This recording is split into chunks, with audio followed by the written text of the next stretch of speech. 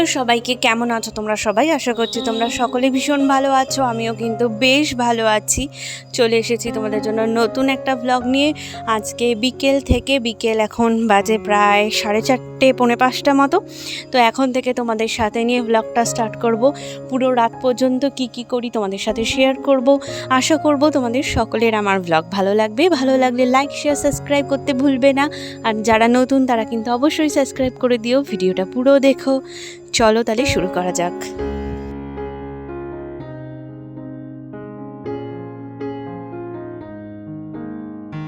সকালবেলা কাজের পড়ার ইচ্ছা করছিল না, রান্নাঘরটা পরিষ্কার করি, কারণ ভালো লাগছিল না আর কি। অনেকটা বেশি টায়ার্ড হয়ে গেছিলাম, আর এখন গরমের সময় তো এখন হাঁপিয়ে উঠি আর কি কাজ করতে করতে। তো ভাবলাম বিকেলবেলা এখন আমি উঠে পড়েছি, উঠে তারপরে বিকেলবেলা বলতে এখন 4:30 মতো বাজে, বিকেলই বলতে পারো। তো এখন উঠে এই যে গ্যাসটা আগে পরিষ্কার করছি, কারণ গ্যাস নোংরা হয়ে থাকলে না তাতে এসে আবার ওই নোংরা গ্যাসের ওপরই রান্নাবান্না করা আমার বড্ড বিরক্ত লাগে, আর খুব নোংরা লাগে। এটা আমার একদম ভালো লাগে না, কারণ বাড়িতে সবসময় মাকে দেখেছি শত কাজের মাঝখানেও রান্নার শেষে গ্যাসটা কিন্তু পরিষ্কার করে রাখতো। তাই অভ্যাসটা কিছুটা আমারও আছে।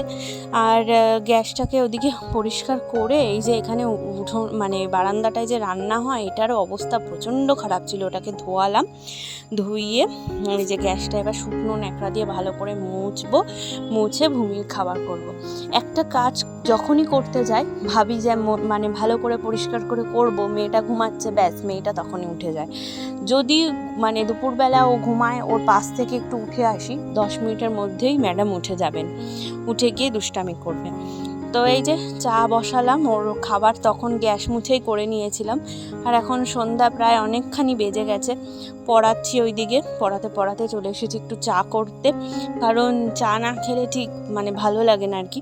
আর এখন 6:30 মতো বাজে, এখন আমি চা বসিয়ে দিয়ে আমার যে স্টুডেন্ট আছে ওকে একটুখানি দেখিয়ে দেবো, এক্সাম চলছে তো ওকে দেখিয়ে দিয়ে তারপরে আস্তে আস্তে চায়ের জলটা ফুটুক। আর দুধ শেষ হয়ে গেছিলো, দুধটাও ঢেলে নিলাম, কারণ মুদিখানা করে এনেছি তোমাদেরকে বললাম রবিবার দিন।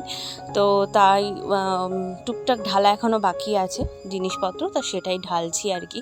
এই দুধটা এখন দরকার তাই ঢেলে নিলাম। ভূমির সুজি এনে রেখেছি, সুজি ভেজে রেখেছি, ড্রাই ফ্রুটস ভাজবো, সবই আছে, করবো আস্তে আস্তে। তো এই যে কৌটোটা ভালো করে আটকে রাখলাম। এবার একটু সুজিটা ঢেলে রাখি। সুজি ভেজে রেখেছি, এখানে প্রায় 500 সুজি আছে। আর কোনো কাজ করব আর সে কাজে ফেলিয়ে ছেড়িয়ে করব না, তা আবার আমি পারি না, আমার একটুখানি হয়ে যায় মেসটা আর কি। তো একটু পড়ে গেল, সুজিটা মুছে দেবো পরে। আর ভালো করে এবার ভরে রাখি, অনেকক্ষণ আর কি ভেজেছি, ভেজে একটু ঠান্ডা হতে সময় লাগে, কারণ ঠান্ডা না হলে কৌটোতে তো ঢালতে পারবো না, কৌটোটা গলে যাবে, তার জন্য প্লাস্টিকের কৌটো কন্টেইনার। তো ঢেলে নিলাম। দেখো 1 কৌটো সুজি প্রায় 1 মাসের বেশি যাবে, 1-1.5 মাস যাবে না, 1 মাস 10 দিন মতো হয়তো যাবে। তো জায়গাটা ভালো করে মুছে নিলাম, কারণ রান্নাঘর পরিষ্কার করেছি, আবারও যদি এরকম নোংরা করে রাখি ভালো লাগে না, অল্প অল্প মুছে রাখলে ভালো লাগে। আর চা করে নিয়েছি, এবার 1 কাপ শান্তি করে বসে একটু চা খাবো। আর ঘরটার অবস্থাও মামাম এত নোংরা করে রেখেছে, সেটাকেও পরিষ্কার করব। জামা কাপড় আছে, সেগুলোকে গোছাবো, এক এক করে অনেক কাজ আছে। চলো আগে চাটা খাওয়া যাক। চা ঢেলে নিয়েছি, 4 জন আছি আর কি বাড়িতে, এখন 4 জনই চা খাবো, 4 জনের জন্য ঢাললাম। চলো তাহলে চাটা একটু খেয়ে নিই।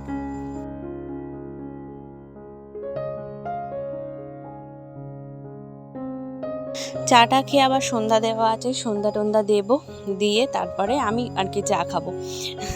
তো আগে একটু সন্ধ্যা দিয়ে নিলাম, চাটা ঢেকে রেখে এখন বসে আমি শান্তি করে আমার রুমে বসে চা খাবো। তো মারা ওই ঘরে টিভি দেখছে, আর আমি একটু গান চালিয়েছি, ভূমি গান শুনছিল, ওকে খাওয়ালাম, ও গান চালিয়ে দিয়েছিলাম। তো ওর খাওয়া হয়ে গেলে তারপরে আমি একটুখানি গান শুনি, বা টিভিতে যদি কিছু দেখার হয়, ব্লগ কিছু দেখার হয় তাহলে দেখি বসে বসে। তাই করছিলাম, বসে আছি, একটু নিজের মতো থাকা আর কি, ভালো লাগে আর কি, কিছুটা সময় নিজের জন্য বার করা। আমার মানে কিছুটা সময় যদি আমি একাও চুপ করে বসে থাকি না, আমার মানে সেটাও ভালো লাগে। তোমাদের কেমন লাগে কমেন্ট করে জানিও। আর চলো এবারে এই ঘরটার একটু গতি করা যাক, বিছনাটা পরিষ্কার করা যাক, কারণ বিছনাটা অগোছালো থাকলে আমার আবার খুব ভালো লাগে না। আর কি বলো তো, আমি এখন না ঘর একদম সবসময় নিট অ্যান্ড ক্লিনভাবে রাখতে পারি না, কারণ ভূমি খেলে সবসময় ছড়ায়, আর আমি ওকে কখনো ঘর টর ছড়াতে বাধা দিই না। আমি যদি ঘরটা নিট অ্যান্ড ক্লিনভাবে পরিষ্কার করার পেছনে আমার মেয়েটার খেলাতে ব্যাঘাত ঘটায়, তাহলে তো ওর এই যে ওর শৈশবটা তো নষ্ট হয়ে যাবে, তাই না? কারণ দেখো, বাচ্চারা এখন সেভাবে বেরোতে পারে না, বাচ্চারা এখন মাঠে যেতে পারে না, অনেক ব্যাপার থাকে, হয়তো দেরি করে ওঠে। মাঠ আমাদের এখানে সেরকম নেই, অনেকটা দূরে। আমার বাপের বাড়ি যেমন একদম সামনেই মাঠ, ঘুম থেকে উঠে দৌড়েই মাঠে চলে যাওয়া যায়, কিন্তু এখানে তো সেটা হয় না, এখানে মাঠটা অনেক দূরে। ওর বাবা যেদিন থাকে সেদিন নিয়ে যায়, আর ওর ঠাকুমা দাদু তো হাঁটতে নিয়ে যায়, তাও খুব একটা বেরোতে চায় না। ভূমি অনেক হেলাই ফেলাই করে তারপরে বেরোতে হয়, তার জন্য আমি কখনো, ও যখন ঘরের মধ্যে আর কি খেলাধুলা করে, তখন আমি ওকে কখনো বাধা দিই না। আমি ওকে সব সময় ঘর অগোছালো করুক, যাই করুক, আমি ওকে সব সময় খেলতে দিই। ও যাতে ওর খেলাধুলাটা ওর মনের মতো করে শান্তি করে খেলতে পারে, সেটা আমি সব সময় খেয়াল রাখি। তাই ওই নিট অ্যান্ড ক্লিনভাবে গুছাতে যাই না, সত্যি কথা। তো ওইদিকে একটু অন্য খেলাতে ব্যস্ত ছিল, দাদুর ঘরে ছিল, তাই ভাবলাম ওর খেলনাগুলোকে নিচে জড়ো করে রাখবো, আর সোফাটা আর খাটটা একটু গুছিয়ে নেবো নিচে, তারপরে ও বসে বসে খেলে, কারণ গরমের সময় তো নিচে বসে খেলতে পছন্দ করে, তার জন্যই। যা জামা কাপড় ছিল কেচেছিলাম, সেগুলোকে গুছিয়ে এই যে পাটে পাটে গুছিয়ে রেখেছি। আর ওর জামা কাপড়গুলো তো তোমরা দেখেছো, আগে ভ্লগে দেখিয়েছি আমি কিভাবে আমি গুছিয়ে রাখি, যাতে আমার নিতে সুবিধা হয়। ব্যাগের মধ্যে সুন্দর করে গুছিয়ে রাখি, ব্যাগগুলোর মধ্যে। আর কিছু টুকটাক জামা কাপড় হাতের সামনে রাখি, সবসময় তো আর বের করা যায় না, কিছু দরকার পড়লে লাগে। আর ওর কাঁথাগুলো এখানটাও অবস্থা একটু খারাপ আছে, যদিও বা আমি ঠেলে গুতিয়ে আর কি ঢুকিয়ে দিলাম, এখন আর ভালো লাগছে না। আর এই সোফার এই যে এইদিকের মানে হাত রাখার জায়গাটায় টাওয়ালটা কেচেছিলাম, সেটা আর পেতে ওঠা হয়নি। তো আজকে সময় আছে, দেখলাম চোখের সামনে টাওয়ালটা ভাঁজ করা আছে, তাই পেতে টেতে দিলাম। মোটামুটি ঘরটর গুছানো হয়ে গেছে। এবার মামামকে নিয়ে ভাবছি, গরম তো ঘরের মধ্যে না, গরম নামছে, একদম ভাল লাগছে না। তো ভাবলাম যাই, ওকে নিয়ে একটুখানি হাঁটি রাস্তায়, ও একটুখানি খেলবে, আর আমার পড়ানো টড়ানো হয়ে গেছে, এখন ফাঁকা আছে, তার জন্য। আর ওকে সময় দিই, ওকে একটু নিয়ে হাঁটাহাঁটি করি, তাই সেই মত ওকে নিয়ে একটু হাঁটাহাঁটি করছি, একটু রাস্তায় ঘোরাঘুরি করবে, একটু হাওয়া দিচ্ছে মানে হালকা, বেশ ভালো লাগছে, ওর খুব ভালো লাগে। আর এই মোড়টাতে এরকম আলো দেওয়া আছে তো, আর আলোটা এত সুন্দর, মানে ও অনেকক্ষণ ধরে খেলতে পারে, দেখো কি সুন্দর দৌড়াদৌড়ি করে, খেলাধুলো করে, এতে ওর মনটাও ভালো থাকে, ওর খেলাধুলোটাও হয়, ওর মানে কি বলতো, খেয়ে উঠেছে, হজমও হয়ে যাবে, একটু দৌড়াদৌড়ি করা হয়।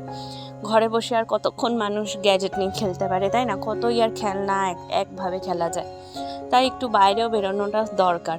আর ঘরে আসলাম, ঘরে এসে এখন প্রায় 9টা মতো তো বেজে গেছে। তরকারিগুলো গরম করব, সব ফ্রিজে রাখা ছিল, গরমের সময় তো সকাল সকাল রান্না হয়, এখন আবার ফ্রিজে না রাখলে না, এক তো পিঁপড়ের ভর্তি হয়ে গেছে রান্নাঘরের ওই জায়গাটা, কিছু রেখে শান্তি নেই, তাই ফ্রিজে রাখতে হয়। আর খাওয়ার আগে একটু এইভাবে গরম করে নিই, গরম ভাতও হয়, তাতেই হয়ে যায়। আর এখন বাজে প্রায় 9:30, মামামকে নিয়ে ওর রাতের ডিনার করাতে বসেছি এখন। ও খাচ্ছে মাছের ঝোল ভাত খাচ্ছে আর কি।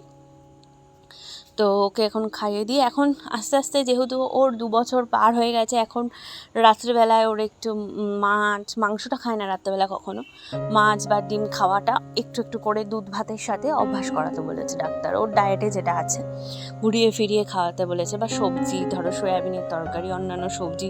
আমি কিন্তু মামামকে এখন ঘরে যে ডালটা সোমবার দিয়ে হয়, সে ডাল খাওয়াই, আলাদা করে ডাল করি না, খালি মাছের ঝোলটা আলাদা করি। আর এদিকে আবারও দই, কারণ গরম পড়েছে, এখন তোমরা প্রায় ব্লগে দেখবে দই পাতার ভিডিও আর কি। তো দইটা পেতে দিল। আর এবারে আমার ছোট্ট গোপালের পালা, ভূমিকে খাইয়ে পরিষ্কার করে হাত পা ধুইয়ে আমি খেতে বসার আগে গোপালকে ঘুম পাড়িয়ে দিই। ঘুম পাড়িয়ে দিয়ে তারপরে আমি খাই, কারণ দেখো মাছ টাছ খাই তো আবার খেয়ে উঠে কি কেউ গোপালকে ঘুম পাড়াতে পারে? তার জন্য আগে ওকে শুইয়ে দিলাম। এখন 9:45 মতো বাজে, ওকে শুইয়ে দেওয়া হয়ে গেল। এবার যাব নিজে খাবো, তারপরে তোমাদেরকে দেখাবো মাম্মাম কেমন ডান্স করছে। আমরা খাচ্ছি আর ওদিকে ও হচ্ছে ডান্স করছে, মানে টিভিতে গান চলছে আর ডান্স করছে। কি যে নাচ করতে ভালোবাসে, ভীষণ পছন্দ করে।